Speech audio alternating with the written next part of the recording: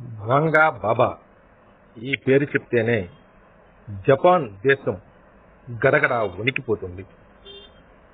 తను రాసే ఆస్ట్రాలజీ పుస్తకంలో గతంలో జరిగిన సంఘటనలు చూసి వాటిని జ్ఞాపకం తెచ్చుకొని రాబోయే సంఘటన కోసం ఎంతో ఆందోళన చెందుతున్నారు.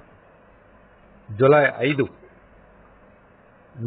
ఈ తేదీలో భారీ సునామీ సంభవిస్తోందని, లక్షల మంది జనం జల ప్రళయంలో కొట్టుకుపోతారని ఆ గ్రంథంలో రాశారు. వాంగా బాబా ఈ రాసినటువంటి ఈ ఆస్ట్రాలజీ గతంలో నిజమైనటువంటి సంఘటనలు ఎన్నో ఉన్నాయి. 2011 సంవత్సరంలో సునామీ వస్తుందని ఈ గ్రంథంలో రాయడం, అది అక్షరాలా జరగడం, రాసేటటువంటి ప్రతి వాస్తవాన్ని ప్రజలు కళ్ళకు కట్టినట్లుగా చూడడం, అది నిజమే అవుతుందని జనం నమ్ముతున్నారు. 2019లో వచ్చే కరోనా సంభవించేటటువంటి సంఘటనలు ముందుగానే హెచ్చరించింది వాంగా బాబా. ఇప్పుడు ప్రస్తుతం ఈ సంఘటన 5వ తేదీన జరిగే ఈ సంఘటన ప్రపంచాన్నే కలిపివేస్తుందని రాయడంతో యావత్ ప్రపంచం ఆ తేదీ వైపు చూస్తుంది.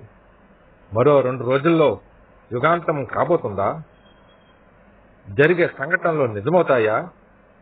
లక్షల్లో ప్రజలు జల ప్రళయంలో కొట్టుకుపోతారా? ఎక్కడ చూసినా ఇదే ప్రశ్నలు. అదే నిజమైతే ప్రపంచంలో జరిగేటటువంటి ఈ సంఘటనలు యుగాంతానికి నాందిగా ప్రజలు భావిస్తున్నారు. ఈ తరుణంలో మరో 2 రోజుల కోసం జనం ఎదురు చూస్తున్నారు. ఇప్పటికే పసిఫిక్ మహాసముద్రంలో అలలు తాకిడి తీవ్రంగా ఉందని, పసిఫిక్ మహాసముద్రం అడుగు భాగంలో అగ్ని పర్వతం బద్దలవుతుందని, దాని ప్రభావంతో ఈ భారీ సునామీ వస్తుందని చెప్పడం జరిగింది.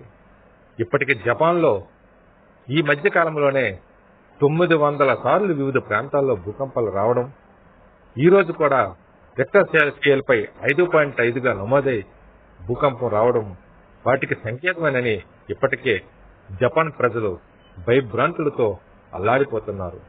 ఏది ఏమైనా వాంగా బాబా చెప్పేటటువంటి ఆస్ట్రాలజీ నిజమవుతుందా? యుగాంతానికి ఇది సూచిక.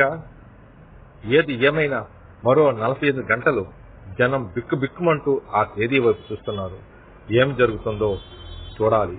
వాంగా బాబా ఆస్ట్రాలజీ నిజమవుతుందా, లేదా ప్రజలు దాని నుంచి సురక్షితంగా బయటపడతారా అనేది వాస్తవం తెలియరావాల్సి ఉంది.